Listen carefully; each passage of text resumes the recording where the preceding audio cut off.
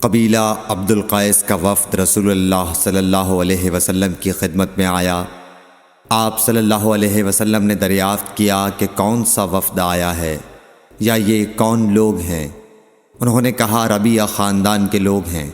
آپ صلی اللہ علیہ وسلم نے فرمایا کہ مبارک ہو قوم کو آنا یا مبارک ہو اس وفد کو جو کبھی نہ رسوا ہو نہ شرمندہ ہو۔ اس کے بعد انہوں نے عرض کیا کہ ہم ایک دور دراز کونے سے آپ کے پاس آئے ہیں اور ہمارے اور آپ کے درمیان کفار مضر کا قبیلہ پڑتا ہے۔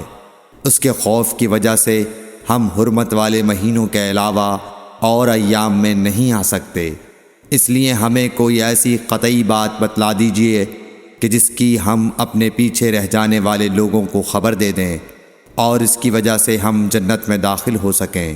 تو آپ صلی اللہ علیہ وسلم نے انہیں 4 باتوں کا حکم دیا اور 4 سے روک دیا۔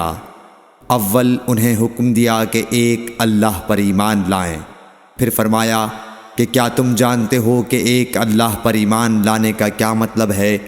انہوں نے عرض کیا اللہ اور اس کا رسول زیادہ جانتے ہیں۔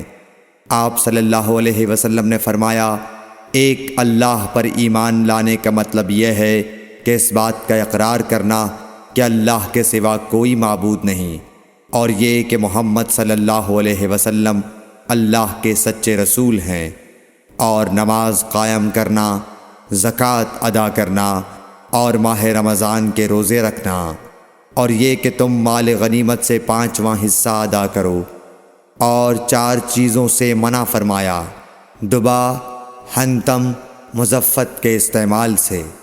اور چوتھی چیز کے بارے میں شعبہ کہتے ہیں کہ ابو حمزہ بسا اوقات نقیر کہتے تھے اور بسا اوقات مقیر۔